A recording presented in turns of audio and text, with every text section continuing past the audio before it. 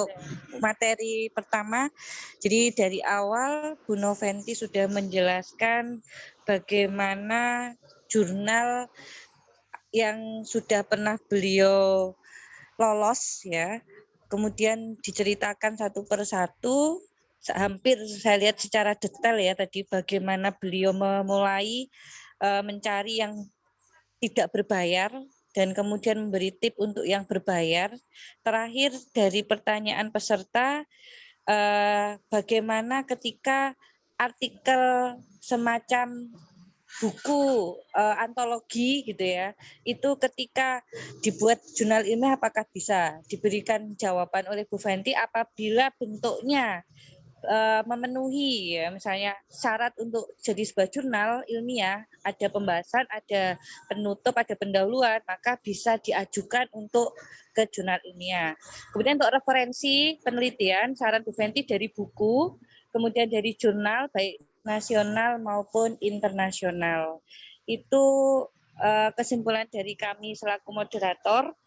Silakan Bu Fenty sebagai penutup memberikan saran masukan buat peserta selanjutnya ketika ingin menghasilkan seperti yang diceritakan Bu Fenty tadi, karya-karya inovatif di dunia pendidikan. Terima kasih Bu Fenty, silakan Bu, monggo. Oke, Bapak Ibu hebat di seluruh Nusantara. Awal kita menulis itu sebuah ini ya, perlu sebuah awalan. Jadi menulis itu perlu sebuah awalan, dan menulis itu ingat itu adalah sebuah kompetensi. Jadi kompetensi itu kita ibaratkan dulu kita awal belum bisa naik sepeda, kita belajar bagaimana susahnya untuk mengawali sesuatu ketika kita mau belajar naik sepeda. Kita ingat waktu kecil dulu, tapi ketika sekarang mau naik sepeda model apa, lepas tangan atau apa, kan kita sudah mahir. Karena apa? Karena kita sering latihan naik sepeda. Karena kita sering waktu dulu kecil itu sepeda ke sana, kemari. Ya, demikian juga menulis. Menulis itu sebuah kompetensi. Jadi kalau kita berawal, yang susah itu memang di awal, trigger awal. Nah, kita setiap panjenengan semua pasti juga akan nanti menemukan trigger kita masing-masing. Bagaimana kita memotivasi diri kita bisa menjadi dari orang lain. Saya dulu terus terang, saya termotivasi untuk menulis itu waktu itu saya jadi moderator seperti Mbak Aini ini di kegiatan tahun 2015 itu tentang penulisan PTK. Walaupun saya itu waktu selama perjalanan itu belum mudeng tahun 2012 apa 2000. Tapi saya begini dalam hati, wah suatu saat nanti saya pasti bisa, saya harus bisa. Karena beliau kebetulan kepala sekolah, kemudian dari guru prestasi, saya bilang bahwa saya suatu saat nanti pasti bisa jadi guru prestasi waktu itu dalam hati. Dan alhamdulillah, amin, amin. ya alhamdulillah tahun 2018 saya jadi guru prestasi dan sekarang jadi calon kepala sekolah itu ya mungkin atas doa-doa ini kemudian memang semoga diridhoi oleh Allah dan tetap amin seperti itu. Jadi perubahan dari diri sendiri tidak mungkin kita menuntut orang lain berubah, itu sangat sulit. Tetapi kalau menuntut diri kita berubah itu sangat tergantung kita sendiri dan sangat mudah, saya yakin. Luangkan waktu untuk menulis setiap harinya, yang kalau bisa istiqomah ya, maksudnya yang terus begitu 15 menit, setengah jam menulis apa saja. Mulai dari yang disuka, yang ditahu ya. Mulai dari yang disuka. Kalau fiksi ya mulai dari yang disukai, mau bikin apa, cerpen dulu, puisi dulu. Lama-lama pokoknya kalau cerpen itu minimal 10 kalau nggak salah ya. 10 untuk yang kategori sederhana, 20 untuk kategori yang kompleks. Kemudian puisi itu juga minimal 40 judul, kalau nggak salah, 40 judul kalau nggak salah. Itu puisi ya, itu bisa diajukan untuk kenaikan pangkat. Tidak harus kenaikan pangkat, tapi kalau kita suka, kita ini paling nggak untuk apa yang kita tinggalkan nanti. Kalau kita bisa meninggalkan buku, paling nggak bisa dibaca, generasi kita selanjutnya akan mengenal, oh dulu ada guru yang namanya ini toh di sini di SMK Lengkong dan sebagainya. Mungkin itu motivasi yang kenapa saya ingin menulis dan selalu menulis baik itu fiksi maupun non fiksi, itu juga saya trigger sendiri. Kalau tidak saya trigger sendiri juga tidak akan tiba-tiba jadi sebuah novel lonceng Alamanda begitu, tidak akan. Tapi karena mau dan pede aja. Pede aja. Ya, Jangan sip. jangan pernah ini nanti yo nek tulisannya jelek terus gimana loh? Kalau tidak diterima gimana? Oh, belum kok. Jangan ini dihilangkan pikiran-pikiran seperti itu. Nanti gimana tulisannya jelek atau apa? Enggak usah. Karena sebelum kita baca-baca berulang-ulang kali gitu ya. Kita selalu baca lagi seperti itu. Dan seperti naik sepeda tadi, sekarang sudah mahir karena kita dulu sering latihan. Berapa jam waktu yang kita luangkan untuk belajar sepeda. Demikian juga menulis. Berapa waktu kita, berapa banyak yang kita baca supaya kita bisa menulis dengan baik. Mungkin itu Bapak Ibu semangat selalu, apa yang bisa kita tinggalkan, bagaimana kita mensiarkan sesuatu yang kita yakini seperti itu. Terima kasih, mohon maaf atas segala Terima kasih. nanti bisa kita lanjutkan di grup Telegram. Saya terbuka sekali mau chat. Saya peserta pelatihan IG, nama ini begitu dari SMK atau SMA atau dari SD mana. Insya Allah jika memang ada waktu pasti saya balas ya, pasti saya balas Insya Allah. Kita bisa berbagi. Saya bebas saja. Saya juga bukan siapa-siapa, saya juga guru biasa. Saya insya Allah akan menjawab sekapasitas saya. Jika memang saya tidak bisa, biasanya memang saya lagi sibuk atau apa begitu. Yang namanya juga orang ya. Terima kasih, mohon maaf atas segala kesalahan. Saya akhiri. Wassalamualaikum warahmatullahi wabarakatuh. Waalaikumsalam warahmatullahi wabarakatuh. Terima kasih banyak Bu Fenty, barokallah ilmunya dan semuanya. Semoga Bu Fenty dan keluarga selalu sehat walafiat, dimudahkan semua urusan. Amin ya rabbal alamin. Ya, Bapak Ibu peserta hebat, kita sudah bersama mulai jam 7:30, kemudian tadi jam 8 sambutan, kemudian ada materi 1.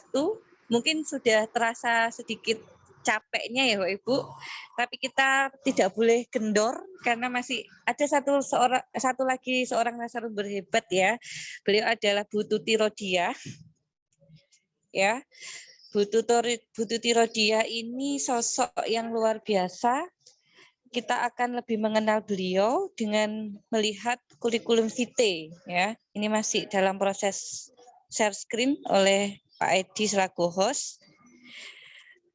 Untuk Bu Noventi, terima kasih banyak Ibu. Dan untuk Bu Tuti sudah hadir sejak tadi membersamai kami juga terima kasih banyak. Semoga ibu-ibu hebat guru Indonesia Bu Fenty dan Bu Tuti ini termasuk amal jariah ya, berbagi dengan guru lain dengan penuh semangat, dengan penuh keikhlasan. Luar biasa ini. Ya. Masih menunggu untuk membacakan kurikulum. Bu Tuti mohon bisa memunculkan Pak Edi sosok Bu Tuti Rodia. Apakah beliau sudah aktif untuk videonya Pak? Sudah, saya sudah on. Sudah terdengar suara saya? Sudah Bu, sangat jelas Bu Tuti. Alhamdulillah. Alhamdulillah. Sebentar ya Ibu, menunggu proses opening ini Bu untuk kurikulum vitae-nya. Ya. Bu Tuti sekilas ya yang saya baca tadi, Bu Tuti adalah sosok guru yang selama ini berkiprah di dunia literasi, bahkan beliau berhasil menjadi sosok instruktur literasi nasional ya. Dan beliau berasal dari Jakarta, ini temannya Bu Veronica, Jakarta Barat, dan mungkin ini ya Bu Veronica sangat sibuk ini sehingga beliau hari ini seharusnya bisa rawuh, tidak bisa rawuh. Iya. Pak Edi, apakah share screen-nya sudah bisa Pak Edi untuk saya baca?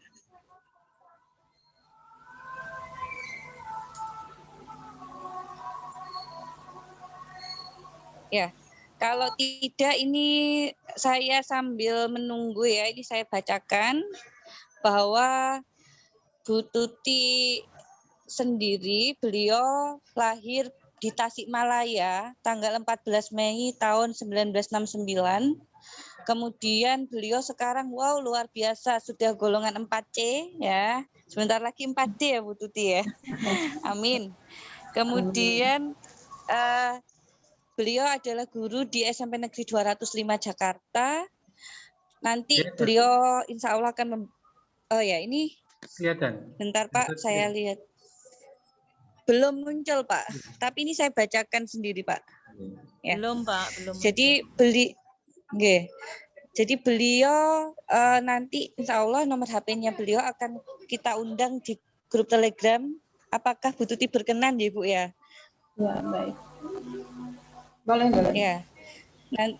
Ya, nanti Bu Tuti nomor HP-nya akan kita undang di grup Telegram membersamai teman-teman guru hebat peserta diklat jurnal.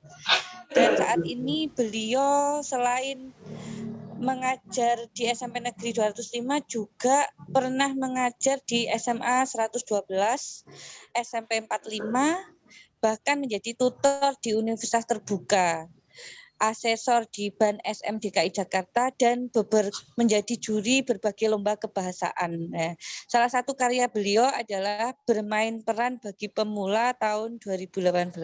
Ya, ini singkat sekali, tapi insya Allah nanti Bu Tuti akan memberikan yang lebih banyak ya, padat ya Bu ya, untuk disampaikan langsung ke Bapak Ibu peserta. Waktu dan tempat kami persilakan Bu Tuti Rodia. Mohon maaf apabila selaku moderator mungkin dalam bersama Ibu Tuti saya kurang optimal karena ini sambil di sekolah Bu ada kegiatan. Iya. Terima kasih Bu Tuti. Monggo waktu dan tempatnya. Terima kasih Bu Nur Aini. Baik, Assalamualaikum warahmatullahi wabarakatuh. Apa kabar Bapak Ibu? Waalaikumsalam warahmatullahi wabarakatuh. Iya. Alhamdulillah kita dapat bertemu dalam kegiatan diklat ya, yang berbahagia, dan alhamdulillah kita semua dalam keadaan sehat. Baik Bapak Ibu, tadi sudah disampaikan kurikulum kita ya, atau biodata saya memang singkat. Tapi nanti Bapak Ibu sambil berbagi, sambil kita share pengalaman ya. Mohon maaf di sini saya akan sebagai narasumbernya hanya berbagi saja, tidak seperti kemarin-kemarin misalnya Bu Nur Aini saya sudah mengikuti dari awal ya, dari kemarin. Sebetulnya saya sekaligus belajar nih, sekaligus juga mengikuti diklat karena saya akan mencoba untuk mengumpulkan lagi paksa ya kenaikan pangkat ke 4D. Itu sebabnya saya ikut dari awal ya, saya ingin tahu ilmu-ilmu baru dari para narasumber. Nah karena itu dua narasumber sudah menyampaikan hal-hal yang teoritis, juga contoh-contoh sudah banyak sekali. Dan Bapak Ibu sepertinya sudah cukup ya sebetulnya. Jadi saya di sini tinggal berbagi pengalaman saja. Mengapa saya bisa naik sampai ke 4C gitu. Dan kemudahan-kemudahan yang saya terima berkat paling tidak pembelajaran ya selama ini melihat pengalaman-pengalaman orang lain. Nah, Bapak Ibu pun saya ajak berbagi pengalaman bagaimana saya bisa melakukan kenaikan pangkat dengan mudah. Tapi sebelumnya nggak apa-apa ya saya share screen, walaupun misalnya dua narasumber tadi sudah menyampaikan dan sebetulnya sama saja kalau secara teori. Tapi saya akan menyampaikan sedikit mengapa kita harus membuat jurnal gitu ya Bapak Ibu.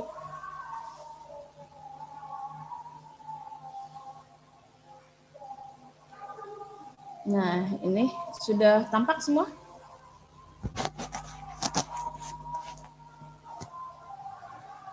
Ya, baik Bapak Ibu, saya akan menyampaikan sedikit saja, mengulas sedikit saja yang sudah diulas oleh dua narasumber, yaitu tentang jurnal, karena memang materinya sama ya dari kemarin sampai hari ini.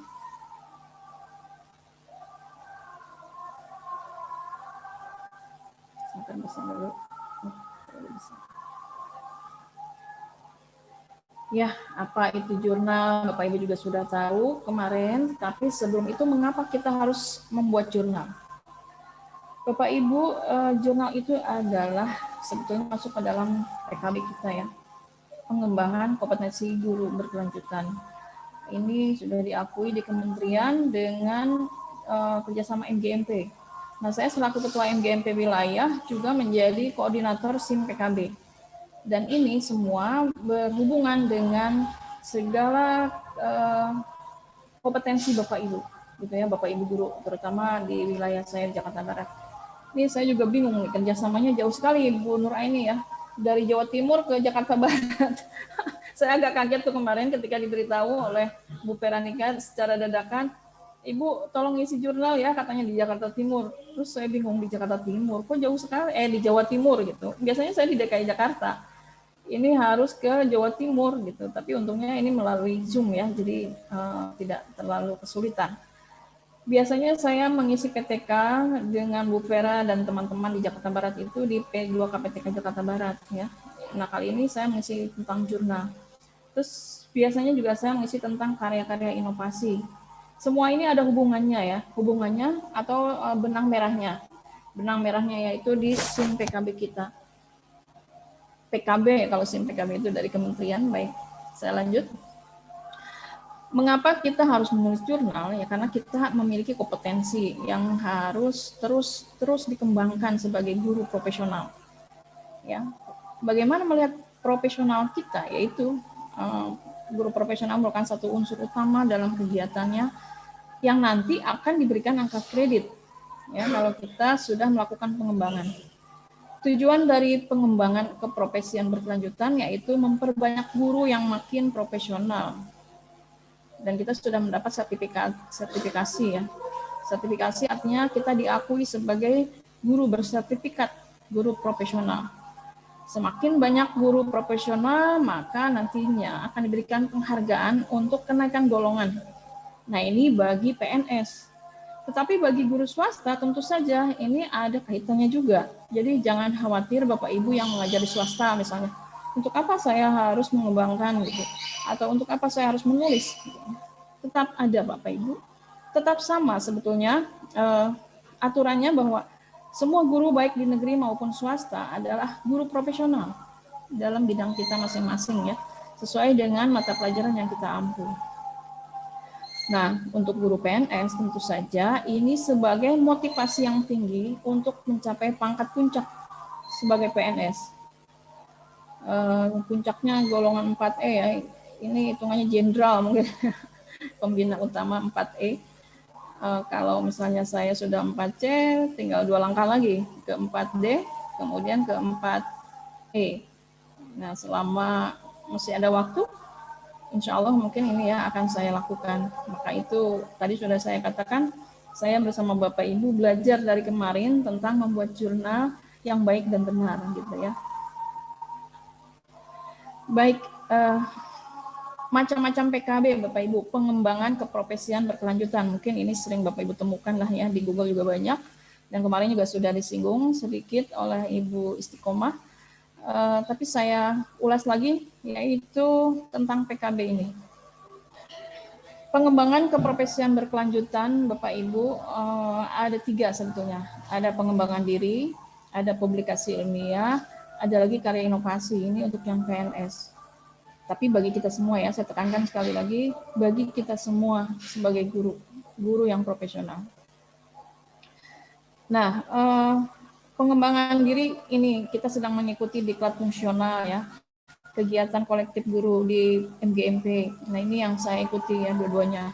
Saya sering ikut diklat fungsional, saya juga sering ikut di kegiatan MGMP ya, bahkan karena aktif ya, saat ini saya sedang menjabat sebagai Ketua MGMP di wilayah Jakarta Barat 1. Nah, ini penting di Jakarta Barat juga karena Ketua MGMP itu menjadi koordinator SIM PKB-nya. Jadi betul-betul menaungi Bapak Ibu guru bahasa, dan kita sering sharing ya tentang kesulitan-kesulitan menjadi GTK ya. Dan saya biasanya mendapat info langsung dari suku dinas, dari Sudin, lalu saya share ke teman-teman. Nah, itu fungsinya ketua DMP di Jakarta. Mungkin sama ya di daerah juga. Lalu diklat ini Bapak Ibu bisa diakui nilainya nilainya untuk kenaikan pangkat yang PNS. Satu misalnya kalau diklatnya 30 sampai 32 jam ya. Kalau di atas 32 jam kita mendapat nilai 2. Nah, untuk yang swasta untuk apa nih? Kita punya banyak sertifikat, kita kumpulkan untuk apa gitu ya. Jangan khawatir, banyak lomba-lomba, misalnya banyak penilaian yang membutuhkan sertifikat kita ya. Dan ini juga penting bahwa kalau kita sudah mengikuti diklat, artinya kita sudah mengembangkan diri, sudah banyak belajar gitu ya. Baik, nah untuk publikasi ilmiah Bapak Ibu ada 10 macam. Jadi tidak harus selalu penelitian. Betul tadi kata Ibu Noventi ya, sudah disampaikan bahwa publikasi ilmiah itu bisa kita lakukan. Nah ini ada 10 kegiatan. Ada presentasi di forum ilmiah, misalnya sebagai narasumber atau sebagai pemakalah. Ya. Misalnya saya ini sebagai narasumber, nanti sertifikat saya diakui kalau diikutsertakan dalam ya. Tetapi bisa juga misalnya kalau ada, nah seperti yang diikuti oleh Ibu Noventi, misalnya aktif di ikut lomba guru berprestasi atau Nobel, ini juga penting sebagai pendukung kita. Lalu ada hasil penelitian. Nah, penelitian Bapak Ibu pada umumnya adalah PTK. Karena kita guru, maka yang dituntut adalah PTK. Dan kebetulan saya mengajar di UT itu mengampu mata kuliah PTK gitu ya. Dan PTK ini wajib sebetulnya bagi guru-guru. Ya, kenapa? Kita sering sekali menemukan pelatihan-pelatihan PTK. Karena untuk kenaikan pangkat, PTK ini menjadi salah satu syarat.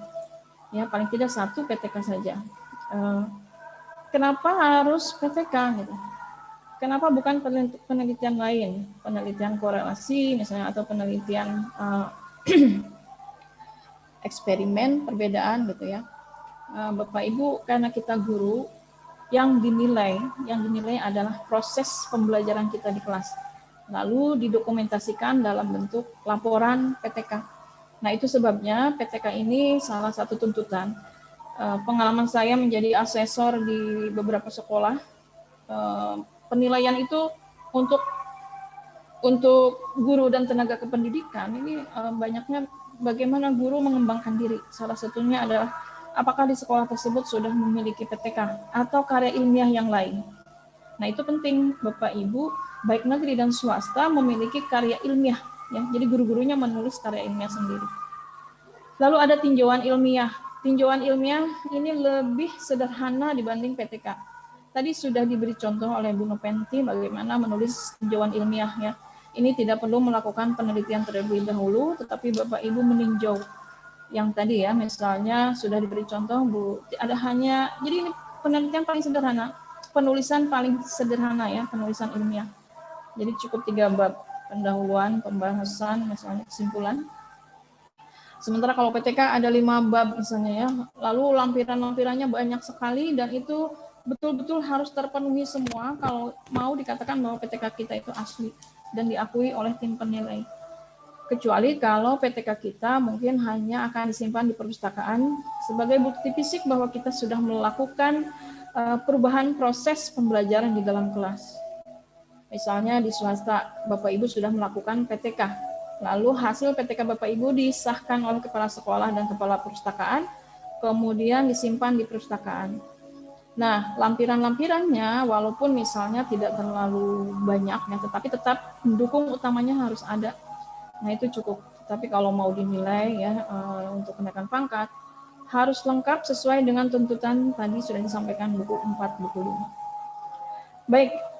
Yang berikutnya yang paling sederhana dari tinjauan ilmiah yaitu tulisan ilmiah populer. Tulisan ilmiah populer lebih sederhana lagi.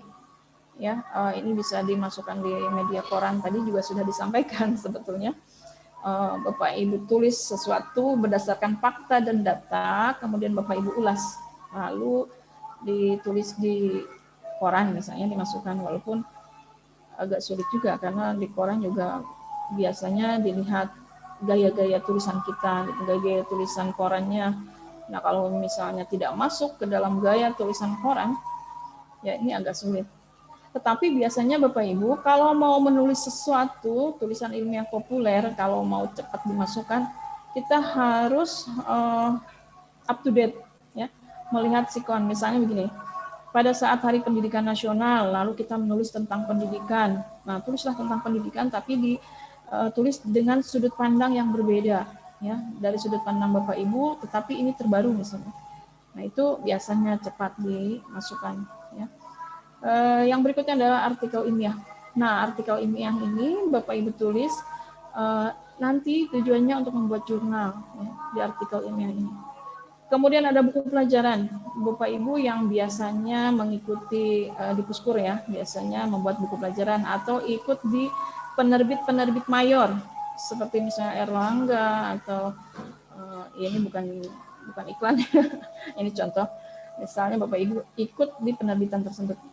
Kalau Bapak Ibu mau direkrut menjadi penulis, tentu saja Bapak Ibu harus punya salah satu contoh penulisan yang gayanya itu sesuai dengan gaya penerbit tersebut. Nah, itu baru Bapak Ibu akan hire, ya. Lalu isinya pun harus yang up to date. Misalnya, ketika terjadi perubahan kurikulum, Bapak Ibu membuat, ya, dengan cepat membuat tentang materi yang terbaru dari silabus yang terbaru, misalnya, lalu diisi dengan hal-hal yang terbaru juga, maka ini insya Allah akan cepat juga Bapak Ibu direkrut. Kemudian modul dan diktat ini biasanya dilakukan di sekolah masing-masing, ya.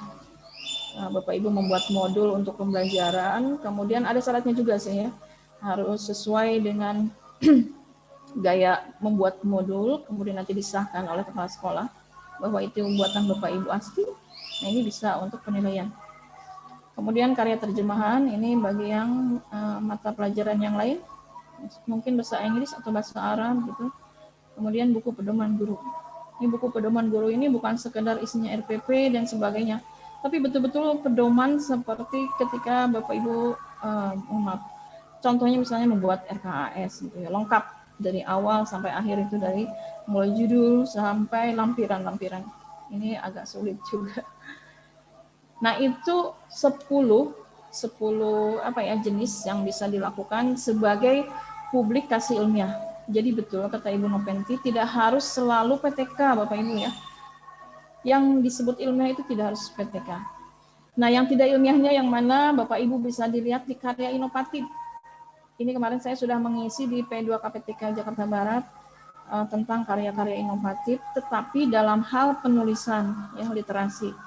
Karena memang saya berkecimpung di situ, literasi, jadi saya memberikan, dan kebetulan saya mengajar bahasa Indonesia, jadi yang saya berikan ke teman-teman guru dari semua mata pelajaran, yaitu menciptakan karya seni tulis, ya, karya tulis.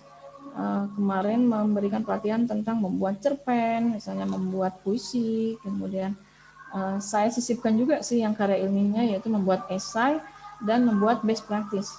Nah, alhamdulillah Bapak Ibu, walaupun pelatihannya hanya 5 hari, sampai saat ini hasil pelatihan itu ada, yaitu berupa buku kumpulan best practice, pembelajaran luring dan daring pada masa pandemi. Ini hasil best practice Bapak Ibu guru di Jakarta Barat 1 ketika mereka memberikan pembelajaran dengan PJJ. Ya, rata-rata mereka membuat best practice-nya itu tentang penggunaan aplikasi, ya, pada saat PJJ. Nah, itu akhirnya kita bukukan. Itu hasil karya, ya. Saya bilang ke teman-teman di grup karya inovatif itu, Bapak Ibu silakan hasil best practice Bapak Ibu dibuat menjadi jurnal. Masukkan ke beberapa jurnal yang bisa dipilih, yang mudah, yang mungkin semua juga berbayar, ya. Tapi tadi ada yang gratis juga, ada juga yang dibayar, betul. Contohnya yang dibayar itu misalnya di LPMP ini, ya, yang setahu saya di LPMP Jakarta, kalau Bapak Ibu menulis di Lingkar Mutu Pendidikan punya LPMP, jurnal Lingkar Mutu Pendidikan, itu paling tidak diberi penggantian. Tetapi kalau Bapak Ibu mau menerbitkan jurnal atau artikel ilmiah Bapak Ibu di jurnal yang lain, biasanya Bapak Ibu diminta untuk biaya produksi, ya. Satu tulisan kita 350.000, itu contoh yang sudah saya lakukan. Lalu nanti untuk menerbitkan bukunya atau mencetak bukunya, satu buku dihargai 50.000. Nah, kalau Bapak Ibu mau mencetak misalnya 3 buku, maka total yang Bapak Ibu bayar misalnya 500.000. Itu pengalaman saya kemarin ketika naik pangkat ke 4B dan 4C. Jadi saya belum melakukan jurnal online ya seperti Bu Noventi. Saya belum. Nah, ini makanya saya belajar di sini juga bagaimana membuat jurnal online. Ya, karena sekarang lebih banyak jurnal online yang bisa kita masukkan artikel kita di situ dibanding dengan jurnal yang diterbitkan. Tapi kalau kita mau mengusulkan kenaikan pangkat, ya bisa dua-duanya. Bisa yang jurnal online, bisa juga yang terbitan ya dari institusi. Baik, ini karya inovatif itu banyak sekali, bisa teknologi tepat guna di daerah misalnya banyak sekali ini yang bisa dilakukan teknologi tepat guna, dan biasanya di daerah itu lebih kreatif itu dibanding di Jakarta, Bapak Ibu. Terus terang ya, di Jakarta ini guru-gurunya agak-agak kesulitan ketika berinovasi. Kemudian menciptakan karya seni ini bukan hanya karya tulis, sebetulnya bisa lukisan, misalnya bisa juga saya sudah membuat karya inovasi untuk kenaikan pangkat ke 4B waktu itu membuat buku, membuat penampilan teater. Ya, jadi saya membuat naskah drama, kemudian ditampilkan di Taman Ismail Marzuki, kemudian sertifikatnya itu yang saya usulkan untuk kenaikan pangkat. Nah, itu bisa ya dan mendapat poin. Walaupun karya inovatif itu poinnya tidak boleh lebih besar dari publikasi ilmiah. Kalau tidak salah hanya 20% diakuinya ya. Yang lebih banyak ya publikasi ilmiah itu. Bapak Ibu bisa pilih salah satu. Baik, saya lanjutkan. Nah, ini pengembangan diri, ini lalu PKB, lalu karya inovatif. Ini semua adalah PKB kita. Pengembangan keprofesian berkelanjutan sebagai guru.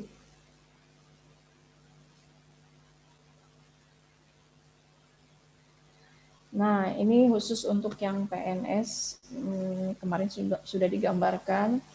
Ini saya gambarkan lagi, kenapa Bapak Ibu harus menulis jurnal. Sebetulnya, kewajiban menulis jurnal itu hanya untuk guru yang akan naik pangkat dari golongan 4A ke golongan 4B, yaitu tambahannya satu jurnal ISSN. Jadi artinya sudah ada nomor ISSN-nya dan wajib satu penelitian. Dan penelitiannya maksimal 2 tahun. Artinya dalam satu semester itu cukup satu penelitian. Jadi kalau maksimal 2 tahun ya paling tidak ada 4 penelitian, ada 4 PTK ya. Itu syaratnya, tetapi boleh juga publikasi ilmiah yang lain. Misalnya PTK-nya 1 lalu ditambah dengan karya ilmiah yang lain, itu bisa. Nanti ada penilaiannya ya. Baik, nah dari golongan 4A sampai 4E itu kewajiban jurnal itu harus disertakan. Jadi jangan sampai Bapak Ibu mau naik pangkat dari 4A ke 4B misalnya tanpa adanya jurnal, nanti akan kembalikan ya. Dan kalau Bapak Ibu sudah dikembalikan lalu diproses lagi Bapak Ibu membuat jurnal, ini akan lebih lama lagi, waktunya akan menyita ya. Seperti contoh teman saya mengajukan kenaikan pangkat ke 4C. Semua sudah siap termasuk PTK. PTK-nya banyak bahkan ya. Karena sudah lama belum naik pangkat jadi dia membuat ada 6 PTK. Kemudian dari kementerian itu paknya keluar, ternyata yang diakui hanya 4 PTK, yang 2 harus diperbaiki. Dan kewajiban perbaikan ini harus diserahkan lagi bersama jurnal, karena waktu itu belum mengirim jurnal. Jadi jurnal ini satu hal yang sangat penting ya ketika naik pangkat, dan ini suatu kewajiban. Kalau belum ada jurnal, sebaiknya ditunda dulu sampai jurnal kita selesai diterbitkan. Lalu kita usulkan bersama dengan pak kita ya, dengan usulan, dengan buku, misalnya kalau ada buku, ya seperti misalnya saya dari golongan 4A ke 4B tadi, saya sertakan karya inovasi dengan bukti-bukti fisik dan foto-fotonya pemintasan, lalu dari 4B ke 4C, saya sertakan buku, yaitu yang tadi sudah dibacakan, buku bermain peran bagi pemula. Nah ini saya akan berbagi pengalaman Bapak Ibu. Ketika saya mengajukan membuat PTK. Waktu itu saya mengajar di kelas 8, jadi karena saya mengajar bahasa Indonesia, materinya tentang teks drama. Ya, ini karena bahasa Indonesia, teks drama. Saya menemui kesulitan ketika pembelajaran teks drama ini, anak-anak kalau membuat teks drama itu, mereka itu hampir mirip-mirip dengan teks sinetron. Jadi alurnya di dalamnya terlalu banyak, berganti-ganti latar. Padahal teks drama yang di dalam materi ini adalah teks drama panggung, bukan untuk sinetron atau film gitu. Nah, untuk membedakan ini saya akhirnya melakukan penelitian. Saya buatlah menjadi PTK. Saya foto kegiatannya, kemudian saya rekap kehadirannya, kemudian karena waktu itu menggunakan metode terbimbing, jadi betul-betul langkahnya saya lihat, dan terakhirnya sampai pada pementasan. Nah, hasil pementasan ini difoto juga, lalu kita lihat ketika anak sudah mengalami melakukan pementasan, dia baru mengerti bahwa ketika melakukan pementasan, pergantian latar itu harus betul-betul terbatas ketika di panggung. Ya. Berbeda kalau sinetron misalnya harus bisa dengan menggunakan kamera lalu di-cut gitu ya. Tapi kalau di panggung kan tidak. Dan harus menghafal naskah. Nah, ini yang anak-anak belum pahami sekali ya, karena mereka biasa nonton sinetron gitu. Nah, ini akhirnya saya berpikir seperti itu, oh ini bagusnya untuk PTK gitu kan. Saya buat penelitian, lalu saya kumpulkan foto-fotonya. Nah, hasil PTK ini saya buat laporan, saya minta disahkan oleh kepala sekolah dan kepala perpustakaan. Cukup itu 2. Kemudian hasil PTK ini tentang teater tadi, tentang naskah drama, saya buat saya seminarkan di MGMP. Jadi cukup di MGMP, waktu itu saya mengundang teman-teman MGMP di Jakarta Barat 1. Jadi banyak kan, ada sekitar 25 sekolah karena mewakili sekolahnya masing-masing. Saya buat daftar hadir, kemudian saya buat juga berita acara, undangannya ada 4 poin yang harus disertakan di dalam laporan seminar. Nah, kemudian ditandatangan oleh yang berwenang, bisa misalnya kepala sekolah di tempat, ya, atau misalnya ketua MKKS juga bisa. Nah, hasil seminar ini disatukan di dalam PTK saya, di belakangnya ya, laporan seminar hasil PTK. Nah, PTK yang sama, Bapak Ibu, ini saya buat jurnal. Waktu itu waktunya mepet, jadi pengalaman saya juga bingung ya, ini mau masukkan jurnal di mana gitu. PTK yang tadi saya ringkas menjadi sebuah artikel, yaitu tentang bermain peran bagi pemula. Nah, artikel ini lalu karena saya punya teman kebetulan waktu itu di MGMP IPA, saya terbitkan di jurnal MGMP IPA tingkat provinsi. Jadi diakui ya, tingkat provinsi. Kemudian saya ringkas, saya ambil sesuai dengan gaya penulisan di judulnya waktu itu inovatif ya, inovasi, jurnal inovasi. Nah, disesuaikan, kemudian diterbitkan dengan cepat. Kenapa? Karena ya sekali lagi Bapak Ibu di Jakarta juga tidak seproduktif di daerah ya sebetulnya. Jadi untuk masuk di jurnal tersebut cepat sekali. Waktu itu kebetulan memang kurang gitu penulisnya. Jadi saya begitu masuk, tidak lama, paling seminggu 2 minggu langsung diterbitkan. Nah, yang lama waktu itu saya menunggu buku. Jadi hasil jurnal, kemudian hasil PTK itu saya buat menjadi buku. Maka terbitlah buku berjudul Bermain Peran bagi Pemula. Jadi ada benang merahnya antara PTK, kemudian jurnalnya, kemudian seminarnya, kemudian bukunya yang saya sertakan. Nah, alhamdulillah dengan demikian, kebetulan kalau dari 4A ke 4B itu diusulkannya ke dinas ya, bukan ke kementerian. Kan sudah ada perubahan peraturan waktu itu, kebetulan saya ada di transisi tersebut. Tadinya kan di kementerian tuh untuk 4A ke 4B, kemudian dipindahkan ke dinas. Jadi saya usulkan ke dinas. Alhamdulillah hanya dalam waktu 6 bulan begitu keluar pengumuman PAKS, ya langsung diterima tanpa ada perbaikan. Kemudian juga SK-nya juga cepat. Ya, hanya 6 bulan kemudian lagi gitu ya prosesnya. Jadi PAK yang saya usulkan syarat-syaratnya gitu dinilai tanpa ada surat cinta istilahnya ya. Kalau di kita ada surat cinta, nggak ada di dinas gitu dari kenaikan pangkat. Nah, karena semua sesuai dengan aturan ya yang saya usulkan itu, jadi tidak dikirim surat cinta. Alhamdulillah cepat dan tidak perlu pembimbing misalnya ya, pembimbingan PTK misalnya atau pembimbingan penulisan pembuatan pak misalnya seperti itu, atau pembimbing penulisan jurnal. Saya waktu itu tidak seperti itu, jadi langsung semuanya otodidak. Ya alhamdulillah itu diakui Bapak Ibu. Begitu juga pengalaman saya ketika dari 4B ke 4C. Ya. Tidak ada masalah. Nah, perubahannya di sini. Untuk mengusulkan PAK dari 4B ke 4C, kita harus mengusulkannya ke kementerian. Jadi dikirimnya melalui LPMP masing-masing. Yang menilainya kementerian. Alhamdulillah, karena juga mengikuti aturan sesuai dengan aturan yang berlaku. Yang pasti jurnal itu wajib. Nah itu hanya dalam waktu 4 bulan PAK saya keluar.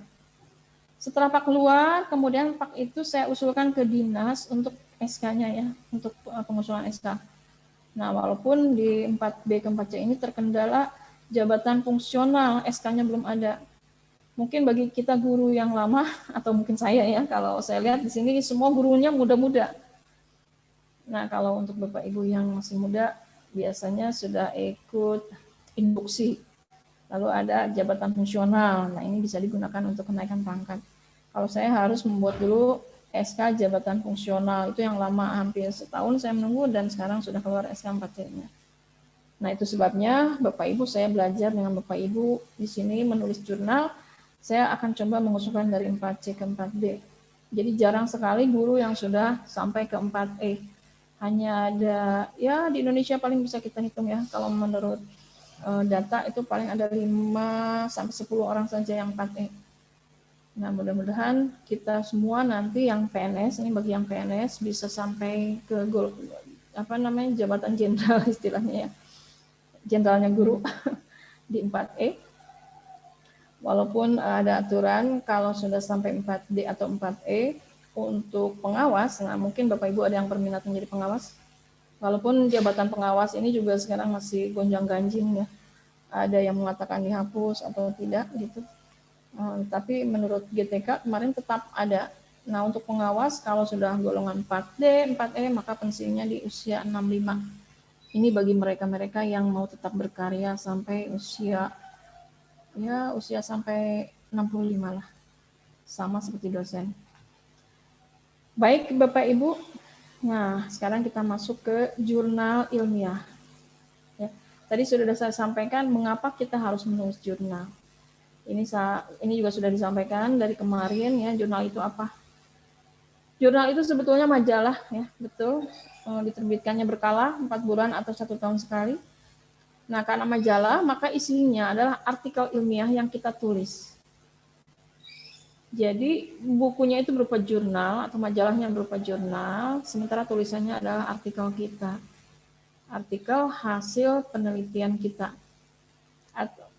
Atau bisa juga bukan sekedar penelitian, tetapi misalnya tadi tinjauan ilmiah atau best practice itu ya yang bisa kita buat jurnal. Diterbitkan oleh organisasi profesi atau institusi akademik ya, jurnal itu seperti ini syaratnya juga. Lalu isinya membuat artikel-artikel yang merupakan produk pemikiran ilmiah, ini juga sudah disampaikan. Harus ada ISSN-nya. Ya, baik. Nah, mengapa harus jurnal Bapak Ibu? Ya ini karena kita masuk ke era baru pendidikan. Jurnal itu sebagai syarat utama kenaikan pangkat golongan 4. Juga menjadi penilaian kinerja di sekolah atau dalam akreditasi ya, dalam penilaian akreditasi di bagian tenaga kependidikan itu ya. Baik. Nah, tujuan pembuatan jurnal Bapak Ibu mengembangkan sebuah penelitian yang telah dituliskan oleh kita tadi ya, agar menjadi acuan bagi para peneliti yang lain. Jadi, apa yang sudah kita teliti akan menjadi acuan bagi peneliti-peneliti yang lain. Jadi bisa saja sama misalnya apa yang sudah kita teliti, tapi lalu dilakukan di tempat lain bila kondisinya sama. Ini untuk yang PTK misalnya. Lanjut saja, ini juga sudah. Ya, meningkatkan prestasi penulis. Nah, ini Bapak Ibu, jurnal ini meningkatkan prestasi penulis. Ya, jadi dari kemarin narasumbernya hebat-hebat ya, sudah memiliki jurnal, wah pokoknya banyak tulisannya. Kalau saya mungkin jurnalnya baru terbitan yang diterbitkan di provinsi ya, itu pun karena saya mengikuti syarat untuk kenaikan pangkat gitu ya. Tapi saya akan mencoba menulis di online ya, agar jejak digital saya juga ada ya, nama saya ada, ketika klik nama kita muncul nama kita gitu ya, dan itu terus ya sampai sepanjang hayat, sepanjang digital itu ada. Kemudian memberikan kepuasan bagi kita. Saya merasa puas ketika saya melihat bahwa saya punya jurnal, Bapak Ibu. Jadi ketika ada orang bertanya, sudah punya tulisan? Sudah, ini jurnal saya gitu, ada di sini. Nah, itu ada kepuasan tersendiri ya, walaupun misalnya jurnal yang saya hanya tingkat provinsi misalnya gitu. Kemudian memperbaiki pembelajaran, ini jelas. Ketika kita mempublikasikan hasil penelitian kita sudah memperbaiki pembelajaran di kelas kita ketika kita menghadapi kesulitan ya. Ini proses PTK. Kemudian kita publikasikan pada orang lain, maka orang lain akan membaca. Nah, itu penting. Jadi jurnal kita akan dijadikan sebagai acuan. Karena Bapak Ibu sekarang apalagi ya masa pandemi ini, mahasiswa pun rata-rata melakukan penelitiannya dengan analisis konten. Ya, jarang sekali sekarang selama 2 tahun ini mahasiswa misalnya apalagi guru pada masa pandemi ini hanya PJJ gitu. Tetapi tetap Bapak Ibu kita bisa menghasilkan karya misalnya dengan menulis best practice. Kalau misalnya menulis PTK itu mengalami kesulitan karena banyak variabel yang tidak dapat kita kontrol gitu ya. Baik. Nah, bagian-bagian jurnal sudah juga disampaikan kemarin seperti ini judul. Sebetulnya selingkungnya hampir sama semua pada dasarnya, sistematikanya, gaya penulisannya ini juga sudah disampaikan oleh Bu Istiqomah kemarin. Sebetulnya sama. Tetapi memang ada jurnal yang misalnya kalau di provinsi tidak perlu menggunakan abstrak yang berbahasa Inggris. Ya, ini lebih sederhana. Tetapi biasanya kalau yang bersifat nasional, abstraknya itu harus ada satu yang berbahasa Inggris. Gitu. Tapi kalau sekarang Bapak Ibu banyak kemudahan ya dengan laptop kita. Kalau dulu saya bingung. Ketika harus membuat abstrak dengan bahasa Inggris, saya minta tolong ke guru bahasa Inggris. Tolong dong, misalnya abstrak saya ditranslate, diterjemahkan ke dalam bahasa Inggris gitu.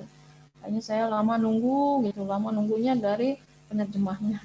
Tapi sekarang tidak lagi. Tinggal Bapak Ibu klik review, misalnya di sini ya, review langsung keluar. Nanti ada translate, lalu insert, udah langsung aja ya.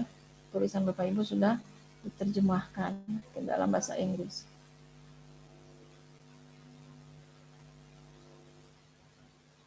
Baik, lanjut.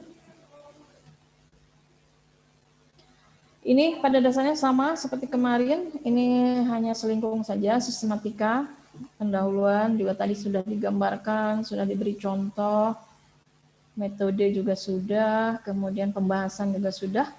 Nanti Bapak Ibu tinggal lihat ketika membuat jurnal. Lalu terakhirnya ada kesimpulan, ini juga sama saja. Tadi juga sudah ada contoh. Kemudian daftar pustaka Bapak Ibu. Ini daftar pustaka, carilah buku-buku yang 10 tahun terakhir, biasanya begitu.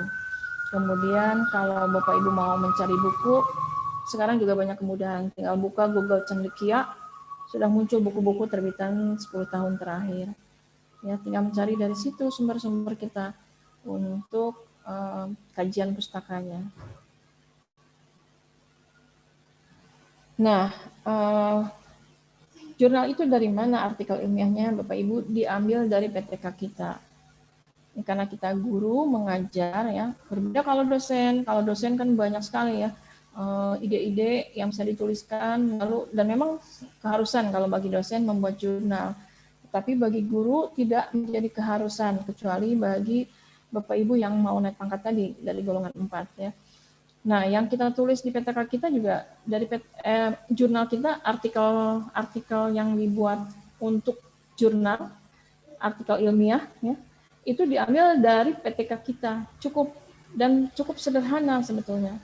Tidak terlalu tadi juga sudah disampaikan oleh Bu Nopenti, kita tidak perlu berpikir rumit. Banyak hal-hal kecil yang bisa kita teliti, lalu kita jadikan PTK ketika terjadi masalah di dalam proses pembelajaran kita. Nah, ini yang bisa kita laporkan, kita buat PTK, kita buat jurnalnya. Lalu kalau tidak bisa membuat PTK, cukup membuat best practice. Ya. Ini lebih sederhana, kenapa? Karena mungkin tidak ada siklus-siklus ya dalam penelitian. Jadi langsung kita gunakan misalnya aplikasi, kalau masa PJJ ini aplikasi apa? Misalnya aplikasi Canva ketika ini untuk bahasa Indonesia, misalnya ketika anak membuat iklan, slogan atau poster gitu ya. Lalu dibuatnya dengan aplikasi Canva. Ternyata lebih bagus, lebih variatif, walaupun kita tidak bisa mengontrol apa betul itu buatan anak gitu ya. Hasilnya, tapi bisa kita lihat ciri-ciri pembuatan anak itu biasanya lebih sederhana dibanding buatan orang dewasa. Nah, ini dibuat best practice. Ada yang menulis seperti itu kemarin di teman-teman guru di PN2 KPTK. Lalu dibuatlah best practice, cukup sederhana, tetapi ada gambar-gambarnya, ada foto-fotonya, ada contoh-contohnya. Nah, ini nanti bisa dijadikan jurnal. Tadi saya sudah sampaikan ke teman-teman. Ayo sekarang buat jurnalnya. Setelah membuat best practice, kita buat jurnalnya. Ya, bagaimana Bu membuat jurnal? Katanya pertanyaannya ya. Nah, saya belum memberikan bagaimana cara-cara membuat jurnal di kelompok ini. Jadi ada bimbingannya ya dari best practice, kemudian membuat jurnal. Lalu yang berikutnya hasil pemikiran, ide, gagasan, inovasi ya tadi tinjauan ilmiah. Ya, tinjauan ilmiah ini tidak perlu melakukan penelitian, misalnya tidak perlu, tapi pemikiran kita ini juga sudah dijelaskan tadi ya, Bapak Ibu sudah jelas. Nah, yang penting adalah sudah diulang-ulang juga ini, amati selingkungnya. Kalau mau jurnal atau tulisan ilmiah kita atau artikel ilmiah kita masuk di penerbit, maka kita harus mengikuti itu. Bagaimana caranya? Ya kita lihat saja, kita baca-baca jurnalnya, hasil-hasilnya yang sudah ada, karena mudah sekali, tadi sudah diberikan contohnya bagaimana berselancar di dunia maya mencari jurnal. Ini juga sudah saya lakukan Bapak Ibu kemarin ketika saya membantu putri saya membuat skripsi karena analisis konten, jadi yang dianalisis itu 10 jurnal. Maka saya berselancar di dunia maya bagaimana mencari jurnal gitu ya. Kemudian di situ sudah jelas ada sumber-sumbernya. Nah, betul sekali ketika Bapak Ibu mau buat jurnal jangan lupa copy itu daftar pustakanya sehingga kita tidak kesulitan ketika ini datanya dari mana. Daftar pustakanya bagaimana gitu supaya kita tidak dianggap plagiasi. Nah, Bapak Ibu yang penting lagi, yang paling mudah buat kita sebagai guru membuat artikel ilmiah itu ya cukup dari PTK atau dari best practice. Ya, walaupun hasil pemikiran, misalnya Bapak Ibu punya pemikiran atau gagasan yang baru yang bisa diterapkan pada masa pandemi ini misalnya ya, itu tidak masalah. Yang penting bahwa berdasarkan teori-teori ternyata itu dapat membantu anak ketika belajar misalnya. Itu bisa juga. Ya, tetapi menurut pengalaman saya ketika mengusulkan untuk kenaikan pangkat, maka kalau benang merahnya itu terlihat, itu akan mudah dan akan cepat diterima untuk penilaian.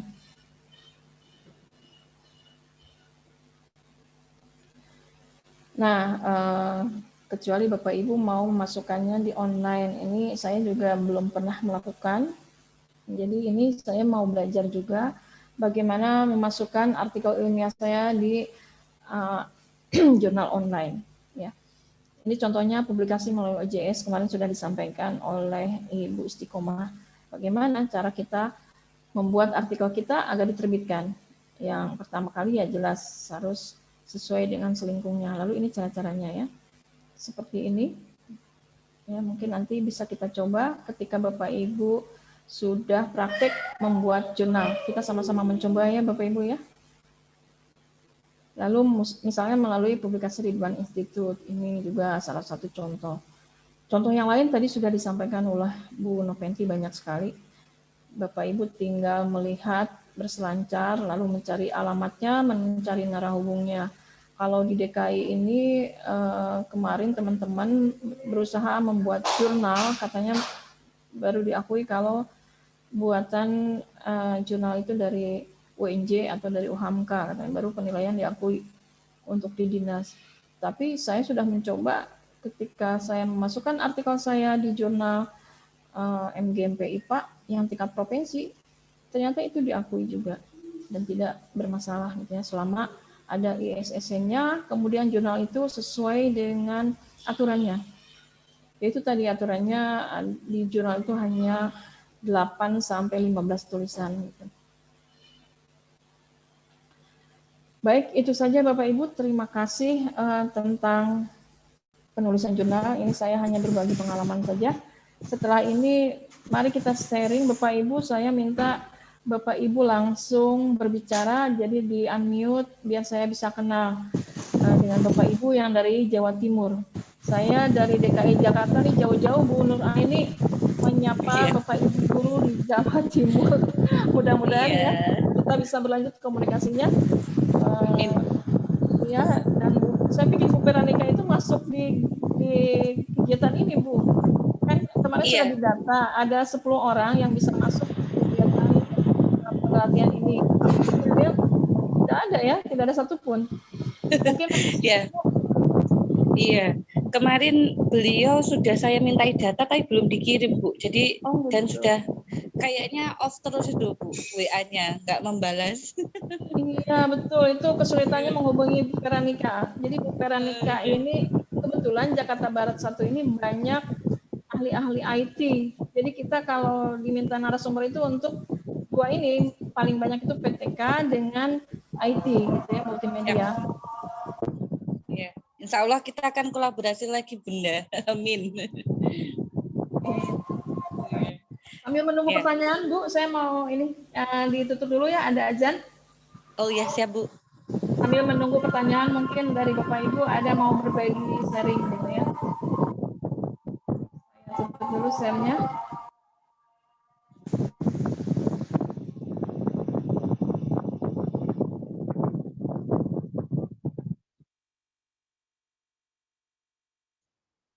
Oke Bapak Ibu guru hebat peserta Diklat Jurnal.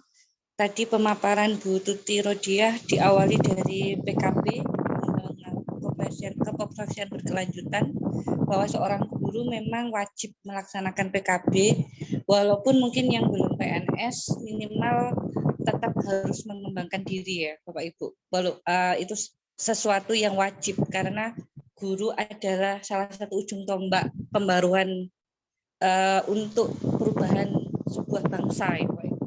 Jadi ketika Bapak Ibu guru memilih profesi ini, maka di saat itulah peran Bapak Ibu sangat menentukan ya, sangat menentukan bagaimana wajah bangsa Indonesia sekian tahun mulai kita mengajarkan itu ya, karena anak-anak itulah nanti salah satunya pasti dari lulusan akan menjadi pejabat, akan menjadi bahkan seorang presiden gitu ya Bapak Ibu.